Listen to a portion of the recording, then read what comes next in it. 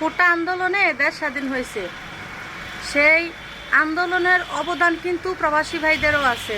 কারণ প্রবাসী ভাইরা দেশে এসে যদি রাজপথে নাও নামতে পারে, তবে তারা রেমিটেন্স না পাঠিয়ে দেশের অনেক উপকার করেছে। সে প্রবাসী ভাইদের কথা কি আপনাদের মনে আছে?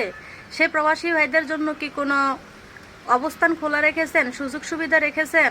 তা আমার জানা নাই। যদি জানা থাকে অবশ্যই জানাবেন। আসলে প্রবাসীদেরকে হয়তো কিছু কিছু মানুষ সম্মান করতে জানে না, তবে প্রবাসীদের অবদান বাংলাদেশে অনেক বেশি। এই প্রবাসীর কারণে কিন্তু আমাদের বাংলাদেশ দিন দিন উন্নত হচ্ছে। হয়তো বলবেন যে কিভাবে উন্নত হচ্ছে। এই যে দেখেন, প্রবাসীরা ছাত্রদের সাথে একত্রিত হয়ে রেমিটেন্স পাঠায় নাই, ব্যাংক ব্যালেন্সের টাকা কমে গেছে, তারপর অনেক ধরনের অনেক সমস্যা দেখা দিচ্ছে। আসলে আমি তো রাজনৈতিক বিষয় বুঝিও না, বা আমি রাজনীতি করিও না, আমি জানিও না। তবে যতটুক দেখেছি, যতটুক শুনেছি, ততটুক আইডিয়া থেকেই বলছি। প্রবাসীরা দেশে রেমিটেন্স পাঠায় বা ডলার পাঠায় বলে দেশ এত উন্নত হচ্ছে। আর প্রবাসীরা যদি এসব না পাঠাইতো, তাহলে দেশ কখনোই এতটা উন্নত হইতো না। আমরা বাঙালি, আমরা সকলের কথা চিন্তা করতে হবে। প্রবাসীরা যদি দূর দেশে থাকে, তারাও আমাদের ভাই।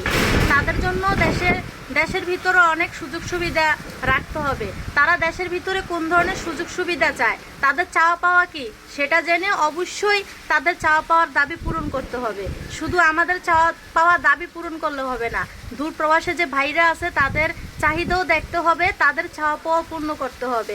কারণ তারা দূর থেকে অন্তত দেশের জন্য অনেক কিছু করেছে। তারা রেমিটেন্স না পাঠায় দূর থেকেও তারা যুদ্ধের মতো যুদ্ধ করেছে। আমি দোয়া করি আল্লাহ সকল প্রবাসী ভাইদেরকে ভালো রাখুন, এমনকি ভালো থাকবেন। আমি যদি কোনো ভুল কিছু বলে থাকি ভিডিওতে, তাহলে আমাকে ক্ষমা করবেন।